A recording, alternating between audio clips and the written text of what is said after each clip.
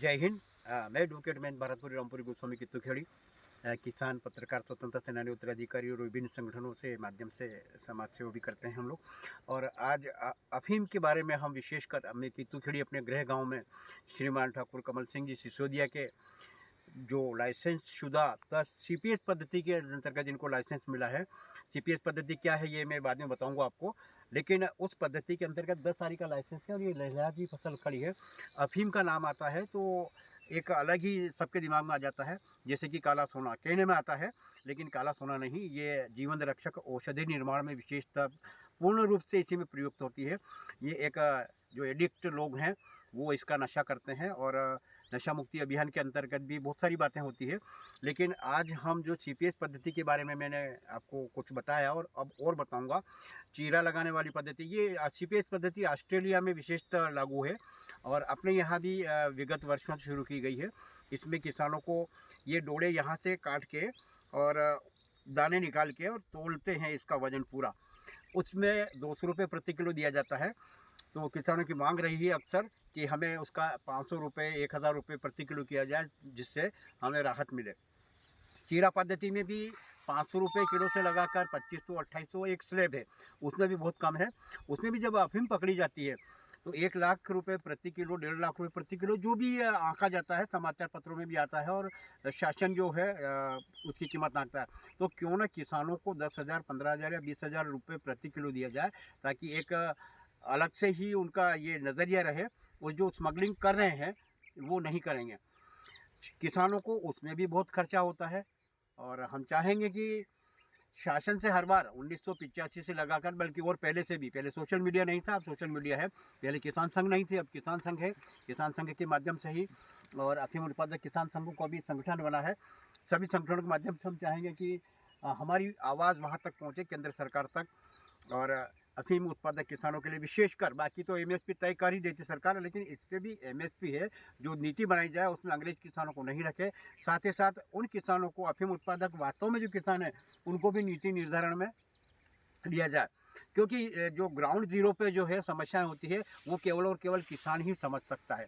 हम आज जो बात कर रहे हैं सीपीएस पद्धति की, इसमें अच्छा है, गुणवत्ता के आधार पे भी ठीक है, इससे स्मगलिंग नहीं होगी, शासन का ये मानना है। लेकिन जो कॉन्सेंट्रेट पॉपिस्टा प्रोसेस है, सीपीएस पद्धति है, उसके अंतर्गत भी भाव किसानों को ज़्यादा मिलना चाहिए। मंदसौर जिला, अविभाजित मंदसौर जिला, जैसे ही मंदसौर का नाम लिया कि एक अफीम उत्पादक के बाहर जब आप कहीं जा रहे हैं और आपकी चर्चा हुई, तो कई बार ऐसा होता है कि जांच होती है, सब जांच का अलग विषय है। और लेकिन ये विशेषकर मंदसौर जिला अफीम उत्पादन, एशिया में सबसे ज़्यादा अफीम उत्पादन अविभाजित मंदसौर जिले में, यानी कि मंदसौर नीमच में ही होती है, बाकी जिलों में भी होती है। साथ ही साथ हम ये कहना चाहेंगे कि अफीम उत्पादक अपने अफीम उत्पादन को बोने से लगा के अंतिम चीरे लगाने तक या इसको तोड़वाने तक बड़ा उसमें भय में रहता है कि नुकसान हो जाए, कभी कोई पाला पड़ जाए तो लाइसेंस निरस्त हो जाते हैं। यहाँ देखिएगा आप, ये बॉर्डर लगा रखी है, यहाँ रोजड़े यानी कि नील गाय आते हैं और वो भी नुकसान कर जाते हैं, तो उनके लिए और बहुत सारी व्यवस्था करनी पड़ती है। एक बच्चे से भी ज़्यादा सुरक्षा इसकी करनी पड़ती है, तब जाकर ये अफीम पैदा होती है। और आज आप देख रहे हैं कि ये बड़ी अच्छी लग रही है, लेकिन इसके पीछे किसानों को कितना दिन रात की मेहनत है, रात रात भर आजू बाजू घूमते रहते हैं, नींद नहीं आती उनको, कल को कुछ हो जाए तो लाइसेंस निरस्त हो जाएगा। लाइसेंस निरस्त होने के साथ साथ प्रकरण भी बना दिया जाता है, चाहे दूसरा नष्ट करके चला जाए या दूसरा कुछ हो जाए, चोरी हो जाए तो भी। तो इस प्रकार की कई बातें हैं। और एनडीपीएस एक्ट के अंतर्गत कई किसान बंद हैं, कई दूसरे लोग भी बंद हैं। हम ये चाहेंगे कि ये एनडीपीएस एक्ट का उपयोग कब कम होगा, कब तस्करी कम होगी, जब शासन इसका भाव बढ़ा देगा। निश्चित तौर पे उसका खामियाजा दूसरों को भुगतना पड़ता है। और एनडीपीएस एक्ट में आप समझ सकते हैं, वो कानून नहीं है, वो अलग से विषय है। लेकिन आज हम अफीम उत्पादक किसानों के लिए विशेषकर मांग करते हैं, हम हमेशा मांग करते आए हैं। मैं भी एक किसान हूँ और मैं भी अफीम उत्पादक रहा हूँ सन 2000 तक, मेरे पास भी लाइसेंस था। लेकिन पुनः आप सबसे ये कहना चाहेंगे कि केंद्र सरकार और राज्य सरकार हमारी मांगें माने और उचित मूल्य प्रदान करें। और मंदसौर जिला, जैसे कि अविभाजित मंदसौर जिला अफीम उत्पादन में सबसे पहले जाना जाता है, उसके बाद भूत भवन भगवान पशुपतिनाथ के नाम से एशिया में नहीं पूरे विश्व में प्रसिद्ध है।